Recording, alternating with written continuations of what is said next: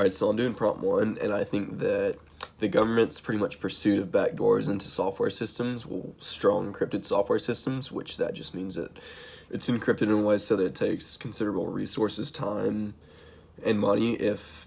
it's possible at all, to break into these encrypted systems and bypass encryption and access the data. But the government wants to bypass all that so that they can access whatever information they want to in special situations when normally they wouldn't be able to access the information. And I think that that's or rather an unethical thing, because through Kantianism the government's kind of just treating us as means to their end of more power, kind of, and control, and better information about and regulation of what's supposed to be private data. But I think that puts us at risk because it makes it so that, well, the software has an explicit way to bypass the encryption. So just for example, in 2015, after the San Bernardino shootings, the government, of course, went to Apple and said, or tried to get them to unlock the phone, and they wouldn't do it because they just didn't think it was a good thing, whatever. But they went to a private organization and they hacked into the phone for the government.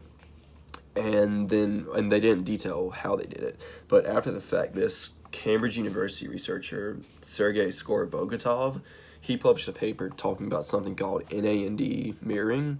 which that's a way to break into iOS, which it was specific to this special case, like device and software system. But nonetheless, I think it shows that these softwares are fallible enough and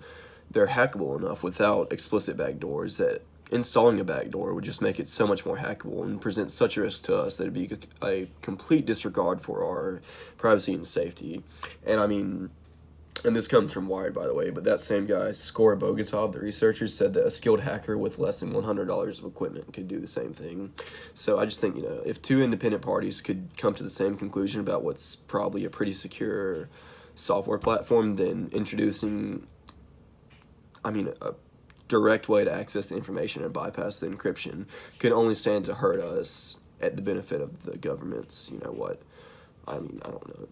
sense of information and about users' private data. But yeah, I just think that's treating us, private citizens, with no regard, and just treating us as means to an end.